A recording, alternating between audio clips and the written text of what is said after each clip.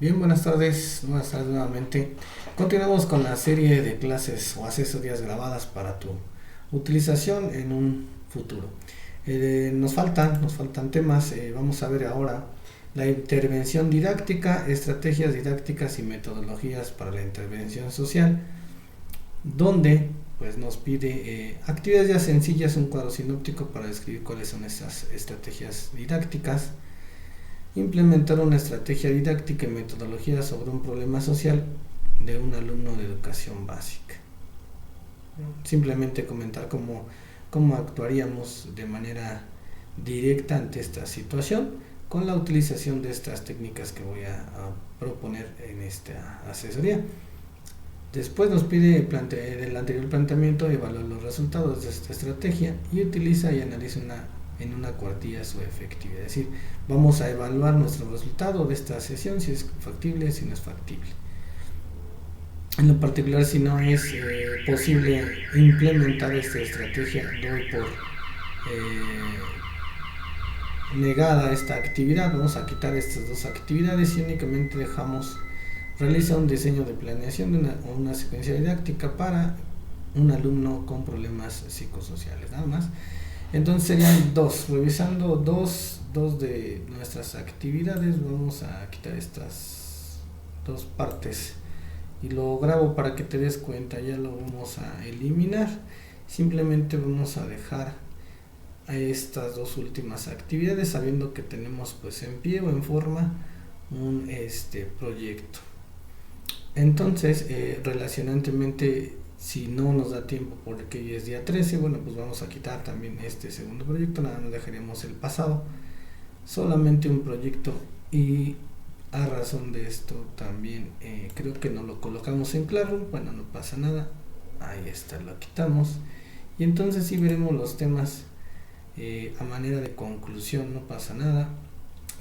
Vamos a revisar entonces el tema 1 de la intervención educativa.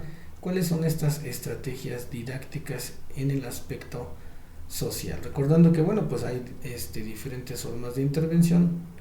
Una de ellas va a ser la intervención didáctica relacionado a lo social, es decir, intervención didáctica social. Luego entonces estas estrategias metodológicas para enseñar y aprender ciencias sociales, la interacción, la cooperación y la participación.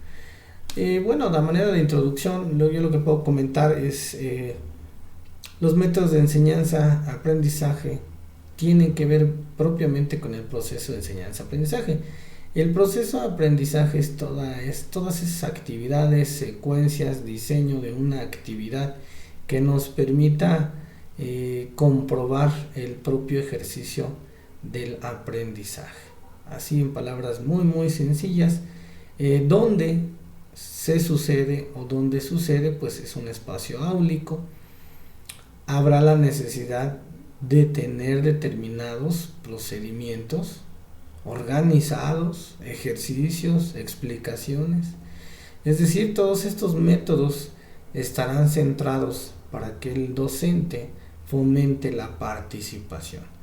Ciertamente, al ejecutar una sesión, al tener una intervención, lo tenemos que hacer de manera efectiva. ¿Esto de qué depende? Del método de interacción, así en español o sinónimo, un método de interacción, en donde el alumnado es el principal actor por el que debemos de pensar en este diseño. Y hay muchas estrategias o métodos de enseñanza que nos pueden servir a la hora de intervenir socialmente. ¿A qué me refiero socialmente? Recordando que la intervención psicopedagógica tiene que ver con currículum, ya lo habíamos aclarado. La intervención educativa social tiene que ver con el comportamiento.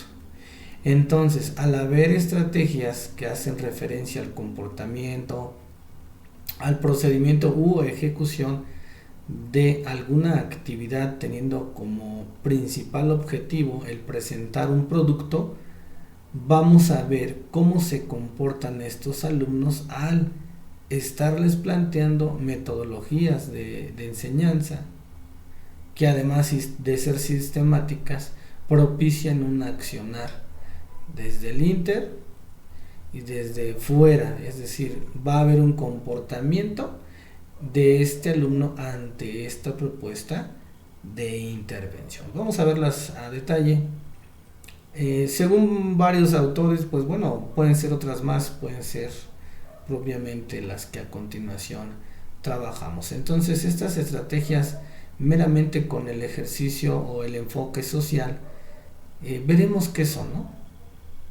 Principalmente nos comentan entonces que esta solución o esta explicación de parte del docente de un caso por el alumnado son dos ejemplos de métodos que utilizamos para enseñar las ciencias sociales.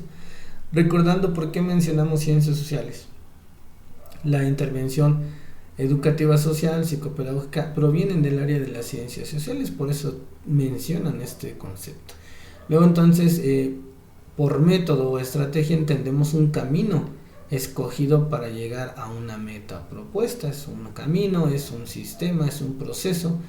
Esta meta puede ser el aprendizaje de conceptos y procedimientos, de interpretaciones sobre cuestiones históricas y geográficas, el desarrollo de las capacidades intelectuales propias del pensamiento social, que aquí está el ámbito principal, ¿no? El desarrollo de capacidades intelectuales propias del pensamiento social. En esta intervención, con estas estrategias, ese sería nuestro objetivo. Asimismo, buscar, determinar, desarrollar habilidades comunicativas y sociales dentro del alumno.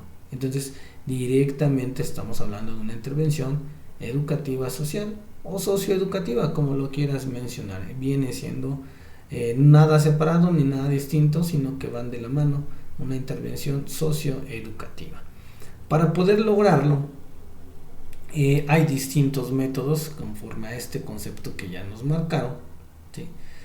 Este ejercicio plenamente puede ser en el aula, puede depender de preguntas, de ejercicios, de explicaciones, de gestiones sociales, de actividades de evaluación, etcétera. Todo eso es lo que vamos a lograr identificar y hacer cuando a la hora de ejercer una estrategia.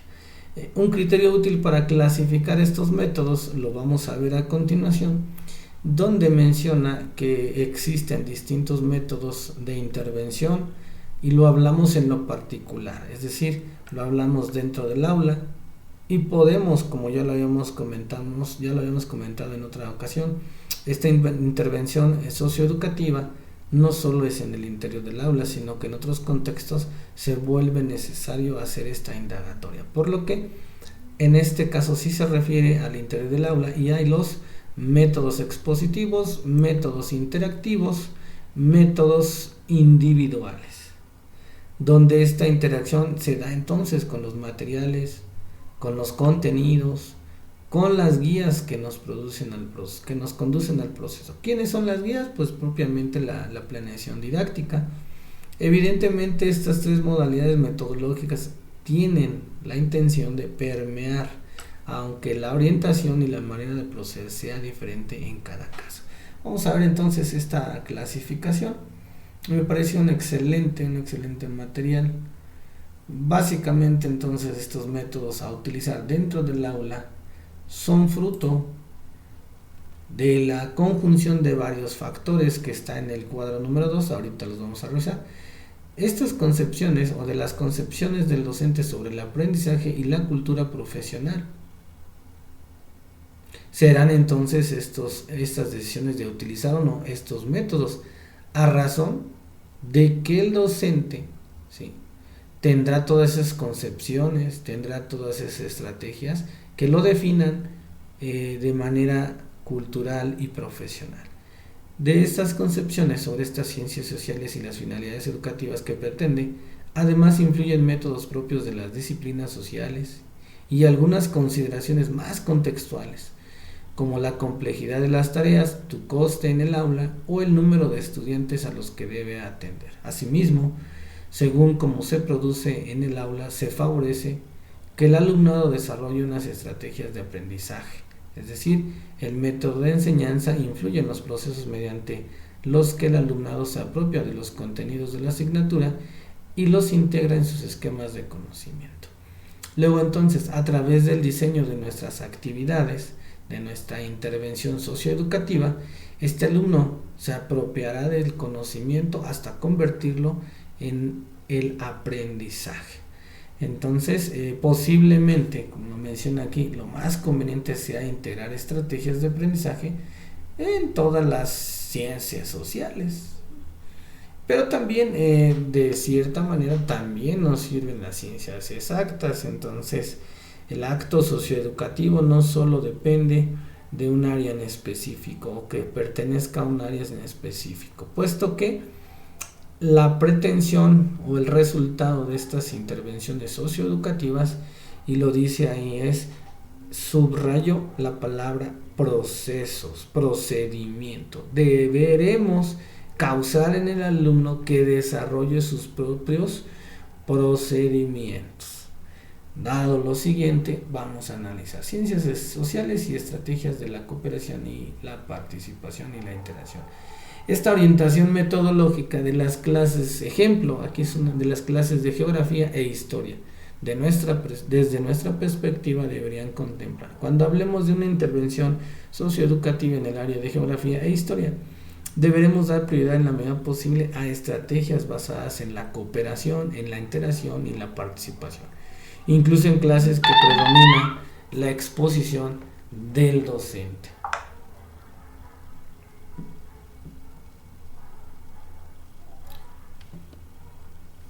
Porque estas estrategias facilitan la construcción social del conocimiento. Renovar los métodos para conseguir nuevas generaciones que encuentren en las asignaturas de ciencias sociales un marco para aprender a razonar, preguntar y criticar. Estos procesos de análisis yo rescato, en todas las asignaturas es posible generarlos, ¿no? Razonar, preguntar y criticar. Presentar las ciencias sociales como una construcción en constante renovación. Desarrollar capacidades propias del pensamiento social.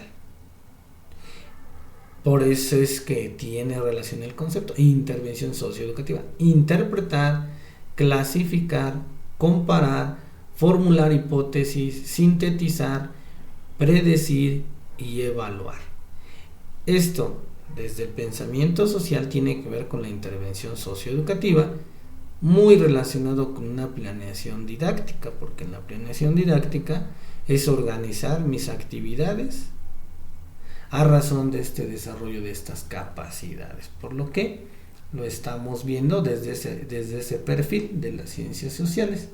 Y bueno, considerar también el grado de complejidad de esta tarea, y en cualquier asignatura, no solo en geografía e historia, también que se cuente con el coste o tiempo de preparación y la mayor o menor dificultad. Cuando tratemos de esos asuntos de geografía e historia debemos considerar estas situaciones.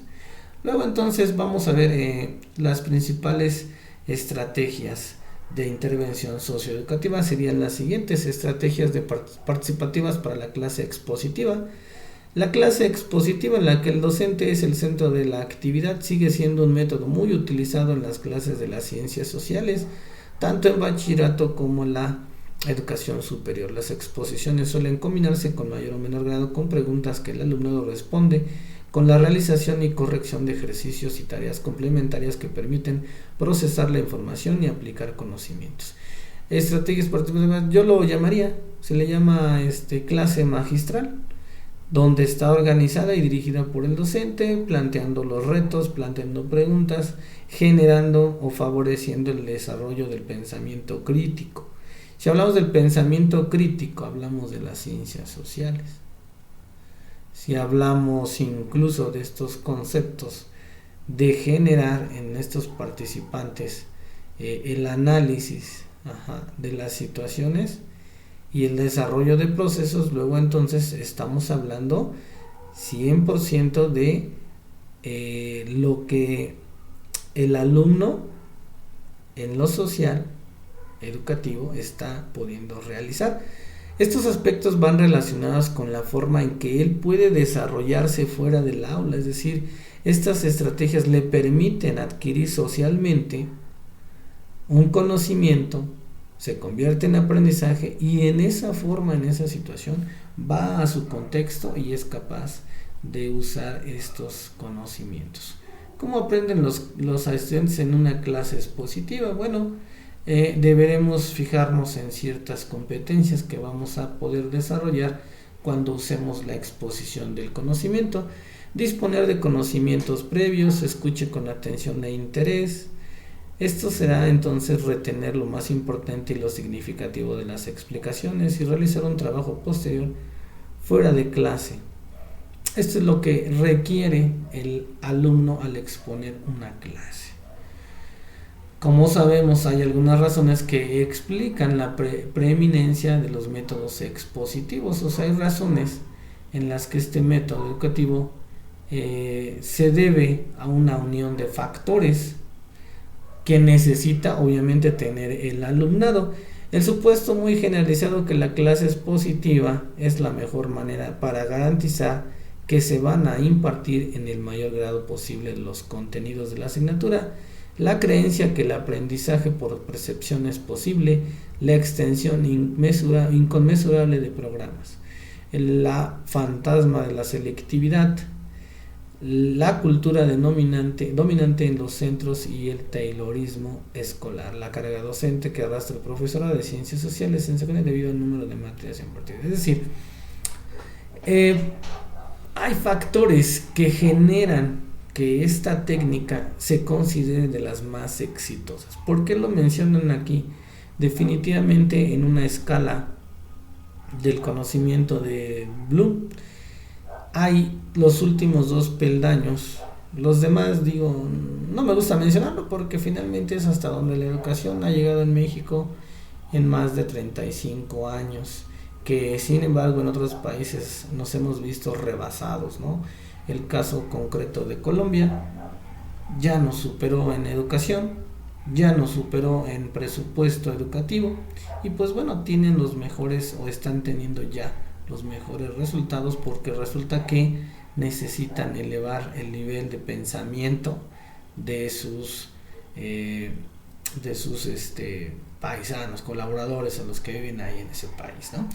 ¿Para qué sirve la clase expositiva y para qué no sirve? Yo creo que ya esa parte del contexto lo dominas, ya sabes hacer una exposición y si no, pues bueno, acércate con nosotros, ya deberemos tener definitivamente una rúbrica de exposición, aquella exposición con pleno uso de la atención de su público, generar preguntas, tener explicaciones claras con imágenes, permitirnos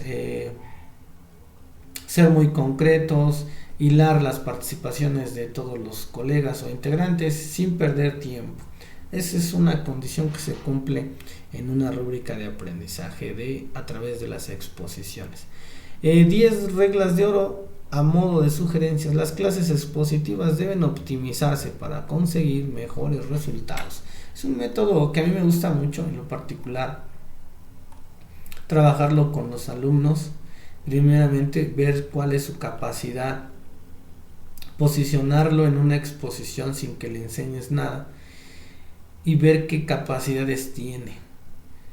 Sobre de esta marcha deberemos como docentes decirle, a ver, mira, las exposiciones se hacen así, así, así, así, así.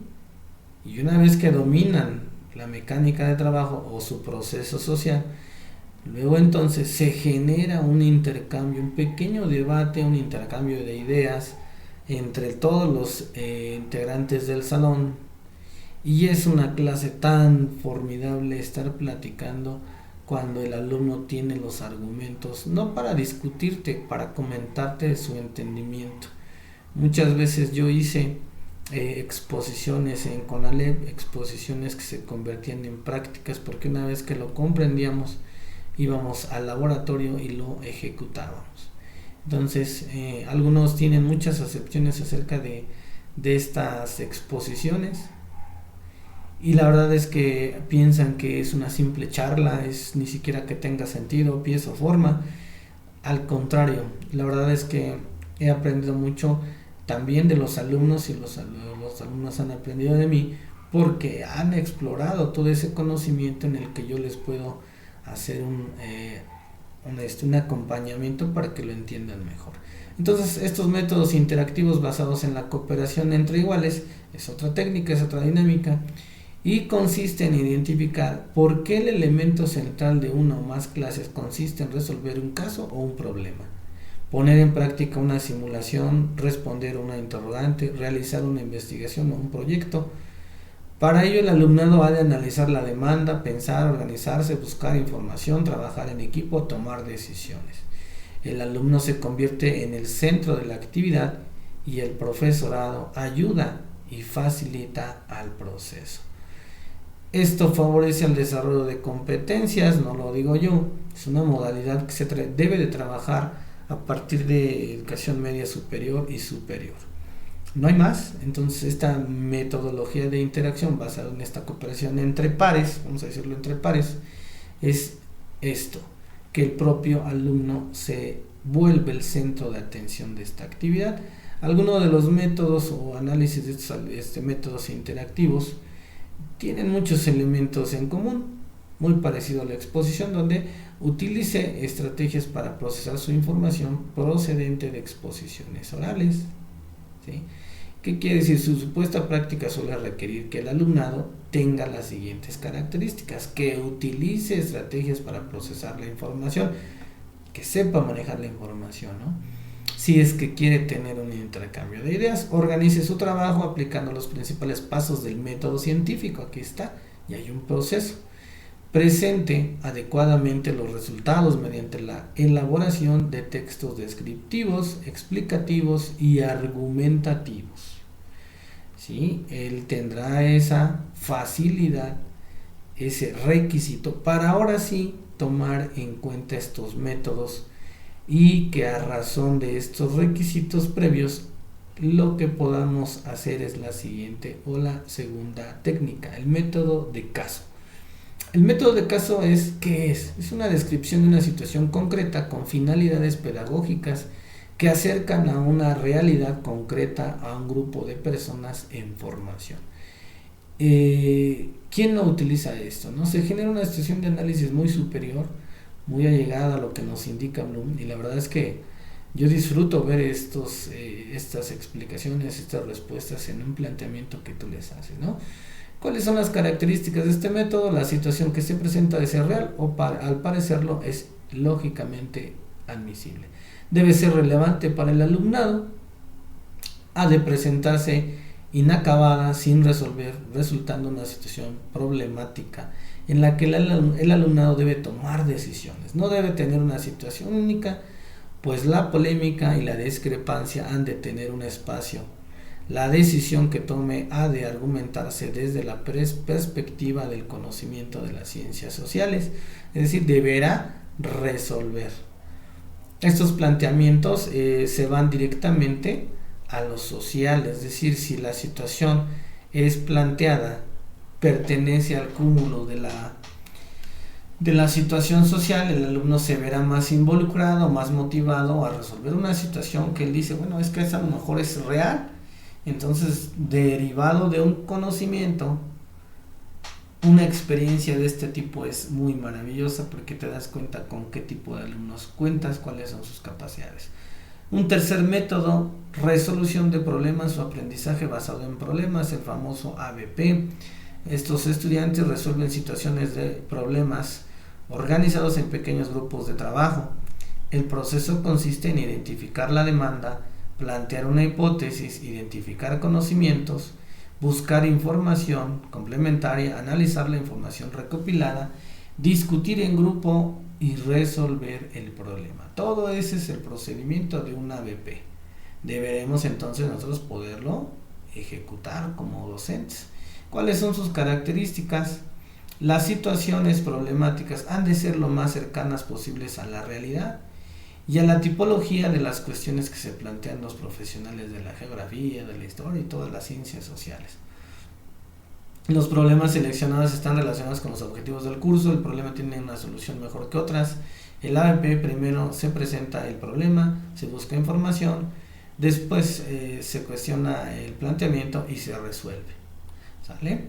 El siguiente método, las simulaciones. Si no lo conocías, Aquí te lo dejo en este video, que son, bajo esta denominación se designa una amplia gama de actividades o simulación o dramatización, empatía, rol y juegos que permiten reproducir y representar de forma simplificada una situación real o hipotética. Los juegos incorporan además un componente de competición y a veces del azar.